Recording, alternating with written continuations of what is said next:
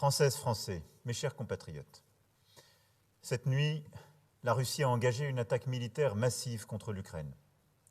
Ce choix délibéré, qui contrevient à tous les engagements pris par les autorités russes, est une violation de la Charte des Nations Unies et des principes fondateurs de l'ordre européen et international.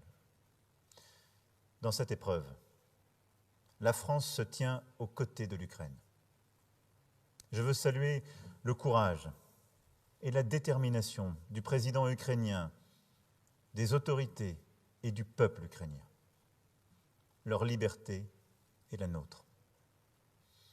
En reniant sa parole, en refusant la voie diplomatique, en choisissant la guerre, le président Poutine n'a pas seulement attaqué l'Ukraine. Il a décidé de bafouer la souveraineté de l'Ukraine. Il a décidé de porter l'atteinte la plus grave à la paix, à la stabilité dans notre Europe depuis des décennies. Nous avions anticipé ensemble cette crise en menant un dialogue exigeant. Et aux côtés de nos alliés et partenaires européens, nous avons tout fait pour l'éviter. Elle est là. Et nous sommes prêts. À cet acte de guerre, nous répondrons sans faiblesse, avec sang-froid, détermination et unité. Nous prendrons des décisions lors du G7 cet après-midi, du Conseil européen qui se tiendra ce soir à Bruxelles et du sommet de l'OTAN qui se tiendra dans les prochaines heures. Nous demanderons à la Russie de rendre des comptes au Conseil de sécurité des Nations Unies et tâcherons de bâtir l'unité internationale. Les sanctions portées à la Russie seront à la hauteur de l'agression dont elle se rend coupable. Sur le plan militaire et économique, autant que dans le domaine de l'énergie, nous serons sans faiblesse. Nous appuierons l'Ukraine sans hésiter et nous prendrons toutes nos responsabilités pour protéger la souveraineté et la sécurité de nos alliés européens.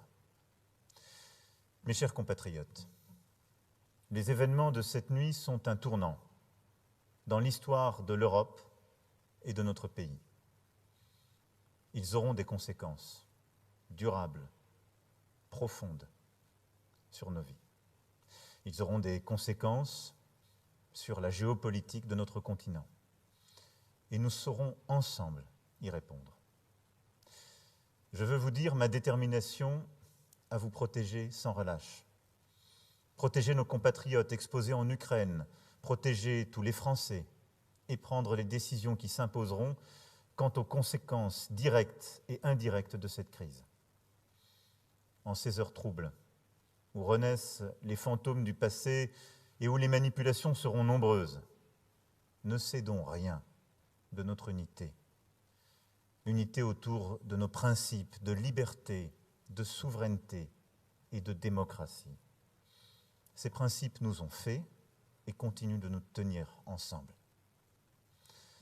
Un message de ma part sera prononcé demain au Parlement et je reviendrai vers vous dans les heures qui viennent afin de vous tenir informés de l'évolution de la situation et des décisions que je serai amené à prendre.